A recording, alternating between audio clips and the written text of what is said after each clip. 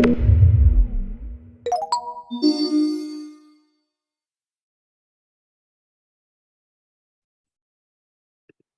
so much, Dr. Meyer, for another great talk. Yeah, we'll be transitioning to our panel session now, where we'll be asking the questions that were asked in the chat. Thanks so much for both speakers joining us here again. Fascinating talks. We'll start with a question for Dr. Neke. And our most upvoted question there was like, curation was really important for your eLenta model. How do you feel about these large databases of partially curated models like Agora, for example, but there's many others? Are there efficient ways to improve curation in those databases in high throughput? Yeah, I think this is a really good question. And I think, fortunately, a lot of people are really working on this. So I think we're going to see some really cool advancements in the next few years. Agora does have a framework for incorporating experimental growth data where available, but in this case, part of the challenge was that there was literature that suggested eLenta should be able to do this reaction maybe, but it seems to be not true. So it was almost like incorrect curation previously that we had to undo. And so I think some of these folks working on like really high throughput growth assays with robotics in the anaerobic chamber to really test many microbes, many conditions will be really valuable, because the other concern is not just curation, but sort of uneven curation, right? Like when we're thinking about models where especially in a community context, like we're way better at predicting what E. coli is going to do than what anything else is going to do. So I think incorporating like high throughput experimental assays more cohesively, more comprehensively into these models is going to be really valuable.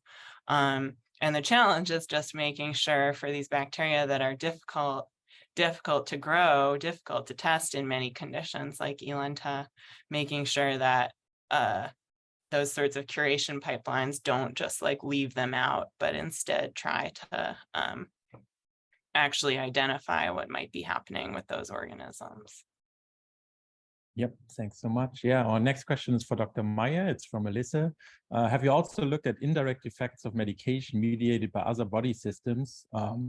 For instance, drug via the immune system and then coming to the microbes, so maybe non-metabolic interactions. But what might be the strengths of these effects be compared to direct effects? Yeah, I mean, that's a brilliant question. And in the end, apart from the direct effects, the indirect are equally important to look at, but a little bit more complicated, because there you need not only, you know, a bacterial culture and your drug, but you need a host system, be it like a host cell, be it organoid, be it a mouse, also patient data. And this is something we are about to dive into, but have not systematically done so far. It's way complicated, so this is why this is not our first choice. But we are about to do that as well, also to really disentangle what are the direct, what are the indirect effect, because in the end we now have the tools. Yeah, we can look into what's the direct effect in vitro, what's the direct effect on an in vitro community, and if you have mice that are colonized with the same in vitro community, you can then basically disentangle what are direct effects that only emerge in an in vitro community and then only emerge in a mouse, and then you can then study what's the process of the host site that are involved. But that is for each individual drug really like a long process. And we are just now about to look at the direct effects in the mice. And the next step will be then look a little bit more on the host side, step by step. But yeah, that's a good suggestion and we are on it, but that will still take, and we have to reduce the number of drugs that we can look into. But yeah, in clinics, this has been shown. Yeah, I mean, for certain drugs, we know that the microbiome can be predictive of treatment outcome. And so there is something to better understand. Yeah, and some things, for example, in certain cancer therapies, yeah, we already know a little bit more. But yeah, more work to come, and I can just advertise the field. This is absolutely fascinating. So more people working on it, the better. Thank you. Yeah. Next question is for Dr. Neke. Have you explored interactions between eLenta and other gut commensals? Do you know to what extent it engages in competitive or cooperative interaction with other commensals? Maybe to piggyback on that, because I had like a very similar question, is also like, yeah, since eLenta had that many orthographies for certain amino acids, like, do you think those are usually supplied by other gut commensals to eLenta? Yeah, that's a really interesting question. So short answer, we have started working on this, and it's just been, you know, between a project that's been between different people and hasn't quite gotten fully followed up on in terms of looking at interactions of eLenta with other commensals. So I would say on that, we have some preliminary data. It's interesting, but maybe stay tuned on that one. It does seem to be interacting in a variety of ways with other members of the gut microbiome. And then in terms of the oxytrophies, yeah, this is something I find really interesting. So some of them, right, could be dietary. Like, I think we definitely expect protein from the diet to be reaching the colon to some extent, right? So I think some of that is being sourced from the diet or the host. It's definitely possible. Some of it could be coming from other organisms. Things like tryptophan, I think, is interesting because tryptophan is pretty expensive to biosynthesize. And so I don't think there's a lot of examples of other microbes like secreting excess tryptophan for the tryptophan auxotrophs to consume, right? But that's not something that I've looked at specifically. I think it's definitely something interesting to think about and worth further research to pin down, which of those sources are most important, host versus diet versus other microbes, right? Yep, thank you. Yeah, next question is for Dr. Meyer again. It's from Josh Wieter, and they are asking, many microbes are not culturable. You mentioned that you mostly use culture-based methods in drug tasting. How well does that work, or how representative might that be for those non-cultural organisms? Mm-hmm. Yeah, so I think it's still in many textbooks, but we are good now in culturing. So we are getting pretty good in also, having personalized collection for individual members. So, I mean, it's really rapid how basically culturability is not so much an issue anymore, like just to get them to grow. It's a little bit more tricky if you want to have like minimal medium. There I definitely agree. But in our medium, so what we do in our assays, we want to have them, we want to make them perfectly growing so that we can even see slight inhibitions. And many of them we can actually now grow. I mean, there are still some that we can't, but I think this great plate analogy where said, yeah, okay, most of the things you cannot culture, I think that's maybe not the opinion of the experts any longer. So we are pretty good now. Perfect, thanks. Yeah, next question again for Dr. Neke. When comparing metabolite associated with eLenta, both in vivo and in vitro, did you try looking at serum metabolites for the in vivo compartment as well? Yeah, we did, and this is in the paper, so you can go check it out there. But we did not see a lot of signal from the serum metabolites. And so that is different from what's been seen from these germ-free monocolonization experiments with other gut microbes like Clostridia, where they've seen lots of secreted or lots of metabolites that are produced by the microbes and absorbed into circulation.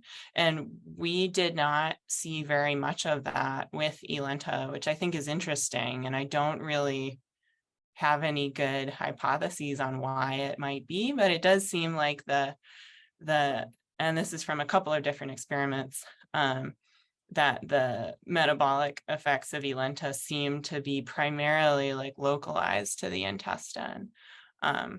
So we did look at that and we didn't see a lot. Thank you.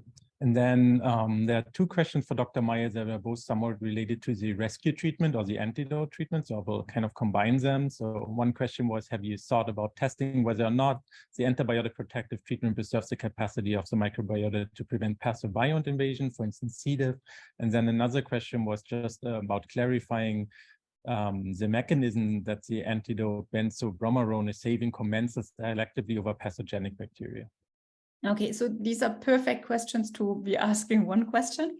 So like for historical reason, yeah, I mean, the antidotes, those are drugs. Because we just, we wanted to screen everything. Does the concept work? We just screened everything that we had in our freezers. And because we're studying drugs, I mean, these were drugs. So the idea of giving a drug to protect your gut microbiome, and the drug has an effect on the host because it is a drug, a bioactive compound, is wrong in a way, because we don't want to have an effect on the host, which is for decumarole, like anticoagulant. So this is not something feasible in clinics. It's for us, it was a proof of concept. And the idea for the next step actually was to figure out what is the mechanism, because if we have figured out the mechanism, we can trigger that process by something that does not necessarily have an effect on the host. So this is why we need to find out the mechanism, and this is actually something that we are currently doing. We have several ideas. Yeah, I mean, one possibility could be that there is like any kind of process that would just reduce the intracellular concentration of the antibiotic inside the commensals, but not in the pathogens, so that there is something like we have just a reduced concentration. So this is something that we are following up. We are also looking into what actually triggers this response. Yeah, and we have now also isolated resistant strains that are actually cannot be protected. For certain reason, that's super helpful for us because it helps us to narrow down a possible mechanism. But also one way that we are also going is we look into, we do not even know what these antidotes bind to in a cell, yeah. So better understanding what's the process they are triggering. So finding the binding partner in the cell is another strategy that we are following up. And I hope at some point I can report and we find alternative ways. And as soon as we have those, I mean, we are happy to see whether this would also then protect from invasion with pathogens and so on. But at the moment, because it is a concept that is not usable in clinics, we first look for a compound. We also used all derivative for decumarole that we can get to see whether we have a non-active compound that would trigger the process, which was not so successful so far. So we are on it. Perfect, thanks, that's great to hear. Yeah, and another question for Dr. Naker was a pretty short one by Joe Lim, and he's asking, do you know of any other microbes with a similar niche, or is it kind of unique to Elenta? Yeah, I mean, I think this particular combination is definitely unique. So some of these more specialized transformations are definitely unique, but there are other organisms that have individual pieces of the whole strategy, right? So there are other organisms like the sulfate reducers that also use acetate as a carbon source, for example. And there are like Enterococcus also has the same arginine catabolism pathway, which I think we might hear about later from Dr. Zakuler. So I guess like there are pieces of this that are shared among other taxa, but I think the combination is pretty unique. And the other thing I would say is, so Elenta is a member of this family, Agarthalaceae, and that family seems to be basically universal across mammalian gut microbiota. Like you see it in basically every data set, but we know even less about the metabolic niche of some of the other members of that family than we do about Elenta. So it may be that they're filling a similar role, but that hasn't quite been really fully pieced together yet. Perfect, and thanks. Maybe to switch it up a little bit, I will add in one question for both speakers. Just as a very broad one, we heard a little bit about context and environment, and like following up on that, like how much do you think of what you have been seeing in your work is also expandable on a global level, because microbiomes can vary quite a lot, and we mostly study them in affluent populations for now. you think that some of those behaviors might actually look different if we look, for instance, in undersampled populations, or just in general microbiomes we haven't looked at in specific compositions up to now? Like, for instance, could Elenta take up different niches, or might drug effects be actually be different across various populations?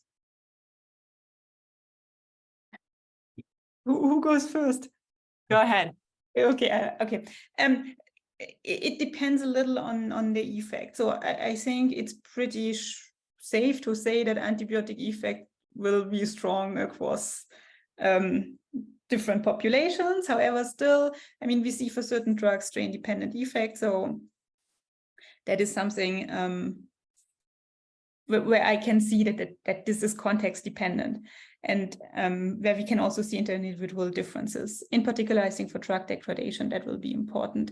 For me, it's more like the other way around. Yeah, when I look into complex microbiomes, let's say from hunter-gatherer and so on, and I now see less complex microbiomes, then for me, you know, this is linked to industrialization, this is linked to a higher drug usage. So this is for me the link that I see like more in evolutionary history, that we now take all these drugs, and that might be part of the reason why we now have a reduced complexity in the microbiome.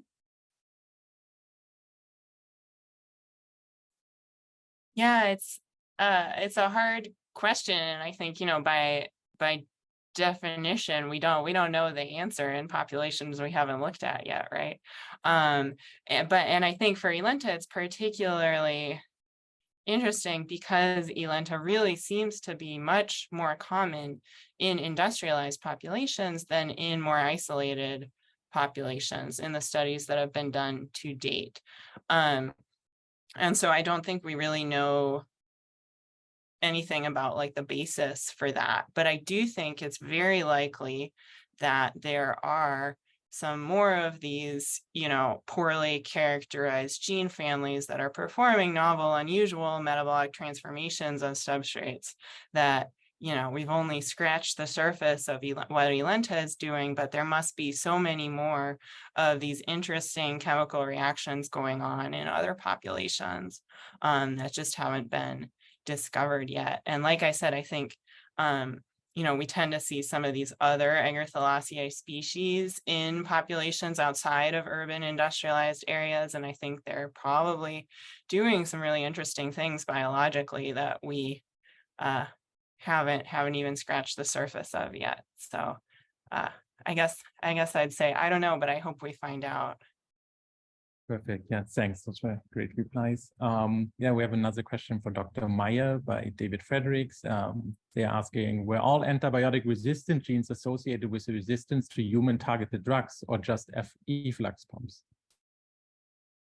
I mean, efflux pump makes maybe most sense. Like, you pump things out, and it's good that then you also pump non-antibiotics out, but you know, it's more than that. Some of them need to be induced, and they are also induced by the non-antibiotic drugs. There is also more to that we have other in the E. coli overexpression libraries, we have also other resistant classes that basically pop up. So that seems to be more universal than just on the pumps. But the pumps, obviously, that's easiest to understand. What's the underlying reason? Does that answer the question? I hope this answers the question. Yeah, I think it does. Yeah. Next question for Dr. Neker from Itisham, and they are asking, can you shed some light on the role of Elenta metabolites on the pathophysiology of autoimmune diseases? Or are there like any effects of those metabolites directly on the host? Yeah, so there's a couple big studies on that I'm not directly involved in, but that are published. You can check them out. And they are from the Turnbaugh lab, from Maggie Alexander, and Cell Host and Microbe. And that was really looking at the role of this cardenolide metabolizing enzyme in Elenta in autoimmune pathogenesis. And then Sloan Devlin and Jun Hu at Harvard have done some work on elenta bile acid metabolism in autoimmunity, and they have a couple papers on that. And then there's also some work looking at it in multiple sclerosis. So there's lots of folks who are exploring that. And so I would really just refer you to the literature on that, I think, because I'm definitely not an immunologist. So I'm probably not actually the best person to answer that question. Great, thanks. Yeah, and then we have two questions for Dr. Meyer from Ken, which I will combine because they're somewhat related to the regulatory part and the market. First question is, do you think that microbiome testing should be done in general in the drug approval process now, given based on your results? And then also, given that so many drugs appear to have effect shifted by the microbiome, might it actually make sense to rather treat the microbiome than giving certain drugs? Okay, one by one. So question number one. So I mean, we report a strong impact of many drugs on gut microbes, yeah, and that's, you know, getting started, yeah. So if this would need to be included in the process, then only if there is a severe consequence on the host, yeah, because in the end, I don't know, at least in Germany, yeah, people get quite scared if they have to take antibiotics. And, you know, I even get people calling me, can I use decumarol to protect my gut microbiome? And I think, you know, you have a disease, this has to be treated, and you have to take the side effects. Now, if we can reduce them, if we put this in drug developing pipelines, you know, to help, like to improve a drug, I think can be important, but there you really need to know, is there a strong side effect so that it's basically worse? And then I'm also still feel that we are a little early in terms of, you know, what would be an appropriate testing, yeah? Would it be fine to test the type strains as we did? Wouldn't we miss a lot? So would we just need to test, you know, fecal samples from 100 representative from a certain population? So for me, I could not even answer on what I would then consider appropriate testing. So I think we should think along these lines, but I think for certain things, we first have to see what's actually the consequences and what would be appropriate tests that we can ask that are needed and that can be standardized. And I think we are maybe not there yet, but this is definitely something to consider in the future. And the second question was whether we might like consider treating the microbiome instead of giving certain drugs, since a lot of the mode of action might be modulated by the microbiome. Yeah, I mean, this is, I mean, in general, yeah, eat healthy to prevent certain diseases. Yeah, I think this concept is already there. We have the prebiotics, the probiotics, and so on. The psychotropics, I think they are like the idea to basically treat psychological diseases with prebiotic strains. So this is all ideas that are out there, and I think we are about to explore how this is best feasible. But in the end, I mean, it all comes down with, we now have this first map for what we should follow up on, but in the end, we need to have the proof that this is true for a certain drug, yeah, that we can actually say, okay, a patient, when a certain gene is there, it actually has an impact on treatment. And remember, all what I've showed you so far was done either in a test tube or in mice, so that's all preclinical at the moment. And I think we're on a good way, because in the end, there is potential to improve current therapy. However, that's still some steps to do. Thanks. Yeah. And another question for Dr. Neker, and I promise that it's not a question from me. Have you tried integrating elenta into a community scale metabolic model of the human gut to explore interactions across microbiota contexts in silico? You know, I did. That was like a whole section of a proposal I wrote, but we have not really done it yet well. I mean, it sort of goes with that community interactions project where it's preliminary, and that's definitely a thing I would like to do. And so I hope I can say yes, you know, in the next year or two, but I have not yet gotten that off the ground. So hopefully we'll get to that soon, because I agree it's a great it's a great idea. And I think the folks who are working on these methods and tools like Christian for community modeling will be eager users of them for sure. So. Thanks. And another question for Dr. Meyer. The antipsychotic result is fascinating. Based on this, can you speculate on how important the microbiome might be in host endocrine neurotransmitter signaling? I mean, so I mean, there's clearly signaling going on between the gut microbiome, the gut-brain axis. What's the role of the antipsychotics? We can speculate. The interesting thing that we found is that independent of the chemical structure of the antipsychotics, we actually find that always the same subset of species were targeted. And that we found interesting because it's always the same subset of species independent of the chemical structure that all have the same result on a host. You can basically speculate that, you know, targeting this subset is part of the mode of action because all these drugs actually do that. We are now in the process of figuring out, what's so special about that subset, and is this somehow involved in gut-brain signaling? But I mean, this is really, we are at the beginning, and maybe another word that I have to say. So we did the screen of this 1,200 compounds. That's all FDA-approved drugs, and that are out of patent. And many of the newer antidepressants, for example, were just not represented in that library that we've tested, just because, they were still under patent. So this is something that we are now also following up to see, also not only for the antipsychotic, but also the antidepressant, whether we see similar effects. And I think this is a baby steps, but something I'm also super curious about. Thanks. And I think those will be the last pair of questions. So, so that you can also relax a little bit after that. There's one more question for Dr. Neke. I will rephrase that a little bit. I think the question aims at asking if you could maybe use the compositional differences you showed with Elente to, are those associated? I mean, you showed that there's specific difference in disease phenotypes. So do you think like, Elente, or specifically maybe Elente using a specific niche, could be used to kind of explain why those differences are there, or why those diseases arise? Or do you think it's more like coincidental maybe?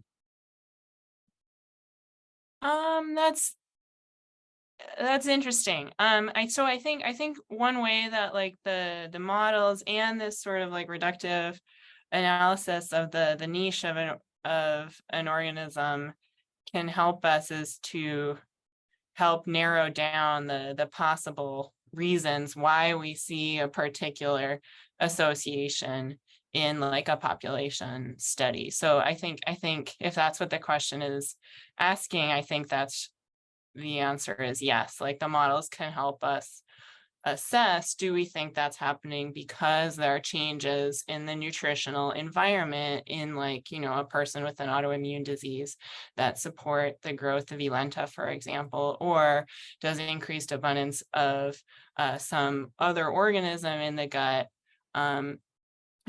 provide some beneficial cross-feeding relationship that impacts the abundance of Elenta. So I think the models and sort of accompanying in vitro experiments can help us like differentiate between those different possible hypotheses to explain those associations that we might see from metagenomic studies. That's definitely kind of one of the use cases for sure.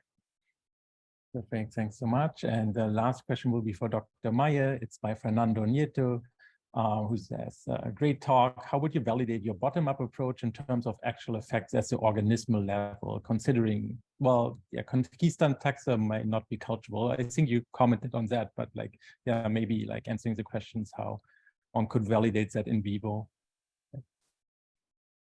I mean, it is, of course, how to say, so I mentioned also before that in the end, what we did is we used type strains. It's the question, how representative are they for any species? And of course, what then is true in a community and so on.